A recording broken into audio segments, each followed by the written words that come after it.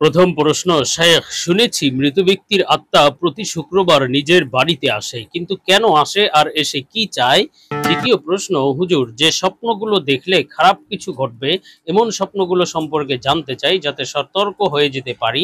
তৃতীয় প্রশ্ন, পা দিয়ে জায়নামাজ ঠিক করা যাবে কিনা, করলে কি ক্ষতি হয়? আসসালামু আলাইকুম ওয়া রাহমাতুল্লাহি ওয়া বারাকাতুহু। আলহামদুলিল্লাহি ওয়াহদা ওয়াসসালাতু ওয়াসসালামু আলা মান লা নাবিয়্যা বা'দা। প্রিয় দর্শক, অত্যন্ত গুরুত্বপূর্ণ অনেক প্রশ্ন আপনারা আমাদের কাছে করেছেন। আজকের এই ভিডিওতে তন্মধ্য থেকে উল্লেখিত নির্বাচিত গুরুত্বপূর্ণ 3টি প্রশ্নের জবাব নিয়ে বিস্তারিত আলোচনা করবে ইনশাআল্লাহ। সুতরাং মনোযোগ সহকারে ভিডিওটি শেষ পর্যন্ত দেখবেন। আর আপনার কোনো প্রশ্ন থাকলে অবশ্যই কমেন্টে লিখে যাবেন, আমরা পরবর্তী ভিডিওতে জবাব দেব ইনশাআল্লাহ। আর ভিডিওটিতে লাইক দিয়ে চ্যানেলটি সাবস্ক্রাইব করে বেশি শেয়ার করে দিতে পারেন যাতে দাওয়াতের কাজ অন্যের কাছে বিষয়টি পৌঁছে যায়। তো আমরা আমাদের সাথে সরাসরি যোগাযোগ করতে, প্রশ্ন করতে, আরো অসংখ্য মাসালা মাসাইল জানতে আমাদের ওয়েবসাইট, অন্যান্য চ্যানেলগুলো, ফেসবুক পেজগুলো ভিজিট করতে পারেন, যার লিংক নিচে ডেসক্রিপশনে দেয়া আছে।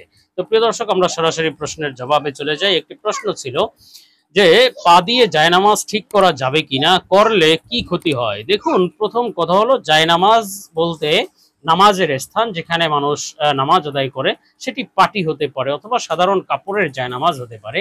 এটি যদি আপনি পা দিয়ে ঠিক করেন তাহলে যে বিশেষ গুনাহ হবে অথবা ক্ষতি হবে, অমঙ্গল হবে, বিষয়টি এমন নয়। তবে এক্ষেত্রে একটি বিষয় খুব লক্ষণীয়, অনেক জায়নামাজ এমন থাকে যেখানে কাবার ছবি থাকে, বাইতুল্লাহ, মসজিদে নববীর ছবি থাকে, কোরআনের ছবি থাকে, বিভিন্ন আয়াত লেখা থাকে। এমন জায়নামাজ প্রথম কথা হলো বানানোই উচিত নয়, বানানোই নিষেধ, বানানো যাবে না। তেমনি ভাবে এই জায়নামাজ ক্রয় করাও যাবে না, এই জায়নামাজে নামাজ আদায় করা যাবে না, কেননা এক্ষেত্রে এই জায়নামাজ পদদলিত হবে।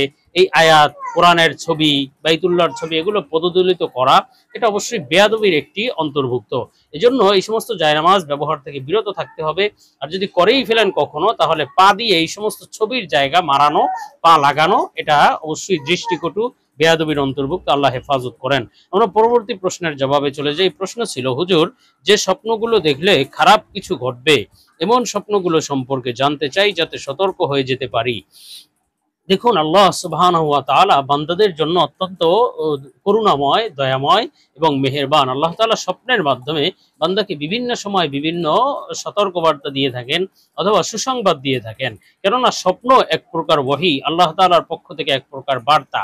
এটি হাদিসের মধ্যে আছে, নবুয়তের 40 ভাগের বা ওহীর 40 ভাগের 1 ভাগ হলো স্বপ্ন। এই জন্য আল্লাহ তাআলার দেখানো স্বপ্নগুলো অবশ্যই সত্য এবং তার ব্যাখ্যাগুলো সত্য। আর আজকে আমরা প্রশ্নের ভিত্তিতে এমন কিছু স্বপ্ন সম্পর্কে আলোচনা করব যেগুলো দেখলে খারাপ কিছু ঘটার আলামত, সতর্ক হয়ে যেতে হবে। আল্লাহ তাআলা সতর্ক বার্তা দিচ্ছেন। আর এ সম্পর্কে আমরা আলোচনা করব নির্ভরযোগ্য স্বপ্নের ব্যাখ্যার কিতাব ইমাম মুহাম্মদ ইবনে সিরিন রহমাতুল্লাহ আলাইহির তাবির রুইয়া কিতাব থেকে। তো হযরত মুহাম্মদ ইবনে সিরিন রহমাতুল্লাহ আলাইহি বলেছেন, স্বপ্নে যদি কেউ দেখে যে সে নৌকায় বসা আছে এবং নৌকা সমুদ্রের মধ্যে, নদীর মধ্যে রয়েছে এবং অচল হয়ে গিয়েছে, সে আর নিরাপদে কিনারায় ফিরে আসতে পারছে না, উপরে উঠে আসতে পারছে না, এমন পরিস্থিতি যদি স্বপ্নের মধ্যে দেখে, তাহলে বুঝতে হবে এটি তার জন্য দুঃখ কষ্টের একটি সতর্কবার্তা। জীবনে কোনো দুঃখ কষ্ট আসতে পারে, আল্লাহ তাআলা হেফাজত করেন। আর স্বপ্নে যদি সাধারণ অবস্থায় নৌকা কোনো খারাপ অবস্থায়, যে কোনো খারাপ অবস্থায় নৌকাকে দেখলে, তাহলে বুঝতে হবে এটি তার জীবনে দুঃখ কষ্ট বা বিপদ আপদ বা খারাপ কিছু ঘটার আলামত, সতর্কবার্তা দেওয়া হচ্ছে।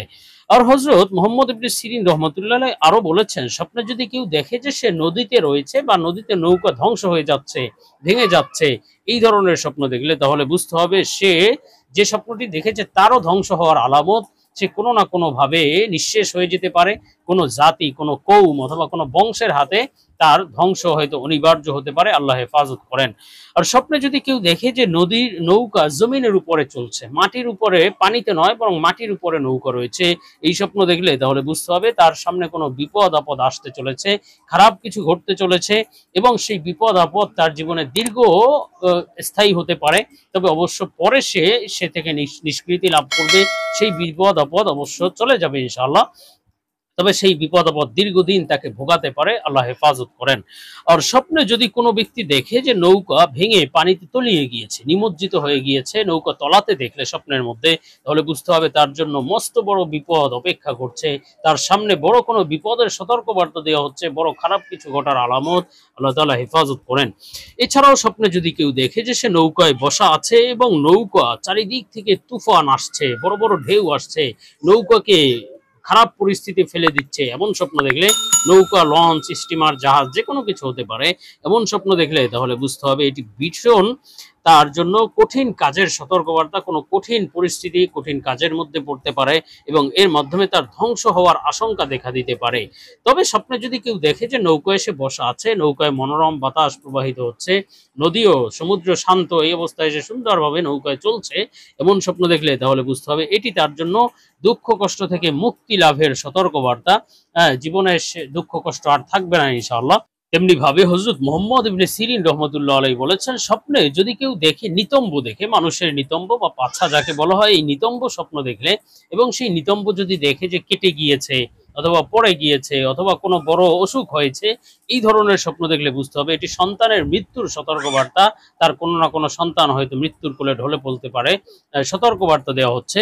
তবে যদি কেউ ভালো অবস্থায় নিতম্ব, ডান পাশের নিতম্ব দেখে এটি পুত্র সন্তান লাভের আলামত, আর বাম পাশের নিতম্ব দেখলে কন্যা সন্তান লাভের আলামত, অবশ্যই ভালো অবস্থায় দেখলে। আর খারাপ অবস্থায় দেখলে সন্তানের মৃত্যুর সতর্কবার্তা।